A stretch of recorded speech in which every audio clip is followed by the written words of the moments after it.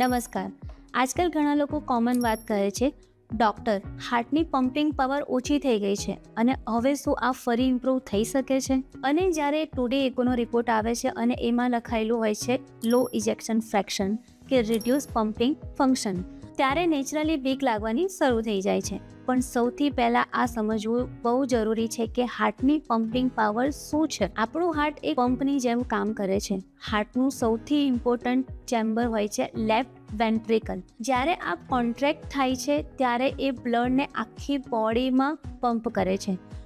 Normally એક healthy heart દરેક બીટમાં approximately 55%થી લઈને 70% બ્લડ બોડીમાં પુશ કરે છે. આને જ ઇજેક્શન ફ્રેક્શન એટલે કે EF કહેવામાં આવે છે. આ pumping power generally echo test એટલે કે ઇકોકાર્ડિયોગ્રાફીથી મેઝર કરવામાં આવે છે. જો ઇજેક્શન ફ્રેક્શન 60%ની આજુબાજુ હોય તો પમ્પિંગ નોર્મલ માનવામાં આવે છે. પણ જ્યારે આ 40થી 35% કે એનાથી પણ નીચે જવા લાગે ત્યારે સિમ્ટમ્સ ફીલ થવા લાગે છે. જેમ કે જલ્દીથી થાકી જવું, થોડું ચાલવામાં પણ શ્વાસ ચડવો, પગમાં સ્વેલિંગ, વીકનેસ, ચેસ્ટ હેવીનેસ કે રાત્રે બ્રીથિંગ ડિસ્કમ્ફર્ટ. ઘણા લોકો આ સિમ્ટમ્સને ફક્ત એજ કે વીકનેસ સમજીને ઇગ્નોર કરી દે છે.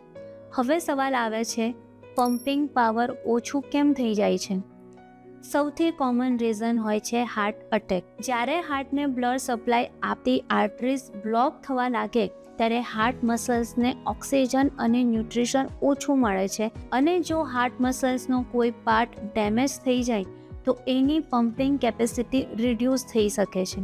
High blood pressure, diabetes, obesity, smoking, alcohol અને ક્રોનિક સ્ટ્રેસ પણ ધીરે ધીરે હાર્ટ મસલ્સને વીક કરી શકે છે. પણ હવે ઇમ્પોર્ટન્ટ ક્વેશ્ચન, શું પમ્પિંગ પાવર ઇમ્પ્રૂવ થઈ શકે? ઘણા કેસમાં હા. હાર્ટમાં હીલિંગ અને એડેપ્શનની કેપેસિટી હોય છે. જો ડેમેજ બહુ સિવિયર ના હોય અને ટાઈમલી ટ્રીટમેન્ટ અને લાઇફસ્ટાઇલ કરેક્શન સ્ટાર્ટ કરવામાં આવે તો હાર્ટ ફંક્શનને સપોર્ટ અને ઇમ્પ્રૂવ કરવું પોસિબલ બની શકે છે. સૌથી પહેલા સ્ટેપ છે કે બ્લડ સપ્લાય અને સર્ક્યુલેશનને બેટર બનાવવું.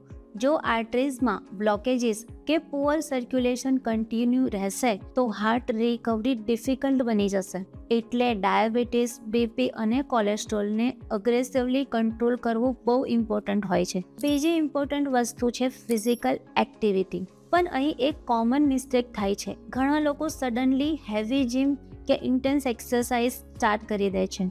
લો પમ્પિંગ પાવરવાળા પેશન્ટમાં આ ડેન્જરસ પણ બની શકે છે.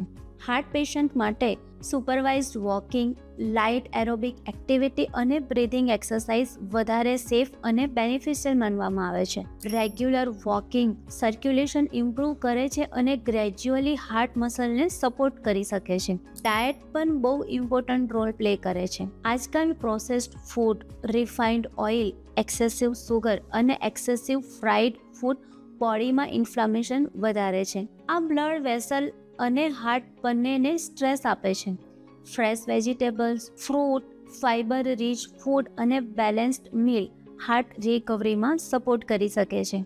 સોલ્ટ કંટ્રોલ પણ ઇમ્પોર્ટન્ટ હોય છે, સ્પેશિયલી એવા પેશન્ટમાં જેમને સ્વેલિંગ કે બ્લડ પ્રેશરની પ્રોબ્લેમ હોય. આયુર્વેદમાં પણ હાર્ટને ફક્ત એક ઓર્ગન નથી માનવામાં આવતું.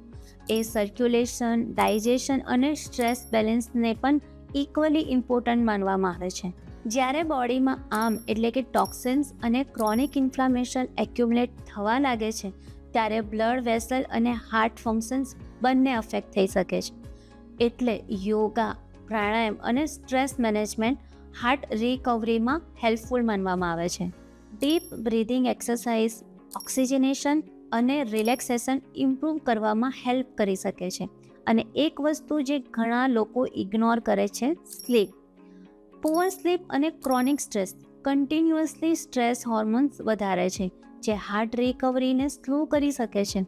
હવે એક ઇમ્પોર્ટન્ટ વોર્નિંગ પણ સમજો. જો કોઈ પેશન્ટની પમ્પિંગ પાવર ઓલરેડી ઓછી છે તો મેડિસિન ડૉક્ટરની એડવાઇસ વગર સડનલી બંધ ના કરશો. એ ડેન્જરસ બની શકે છે. ઘણા લોકો ઇન્ટરનેટ વિડીયોઝ જોઈને મેડિસિન સ્ટોપ કરી દે છે અને કન્ડિશન વધારે વર્સન થતી જાય છે. લાઇફસ્ટાઇલ ઇમ્પ્રુવમેન્ટ ઇમ્પોર્ટન્ટ છે, પણ પ્રોપર મેડિકલ ગાઈડન્સ પણ એટલું જ ઇમ્પોર્ટન્ટ છે. એટલે માધવબાગમાં અમે ફક્ત સિમ્ટમ્સ કંટ્રોલ કરવા પર ફોકસ નથી કરતા, પણ લાઇફસ્ટાઇલ, સર્ક્યુલેશન અને મેટાબોલિક હેલ્થ ઇમ્પ્રૂવ કરવામાં પણ એટલું જ કામ કરીએ છીએ.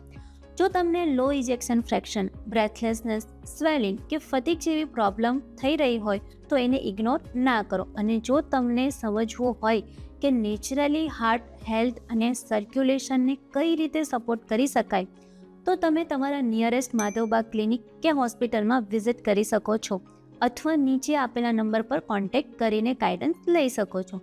જો તમને હાર્ટનો પમ્પિંગ પાવર કે ઇજેક્શન ફ્રેક્શન રિલેટેડ કોઈ પણ ડાઉટ હોય તો કમેન્ટ સેક્શનમાં જરૂર પૂછો. વિડીયો યુઝફુલ લાગ્યો હોય તો સેવ કરો અને શેર કરો, અને આવી જ પ્રેક્ટિકલ હેલ્થ નોલેજ માટે સબસ્ક્રાઇબ કરતા રહો. ધન્યવાદ.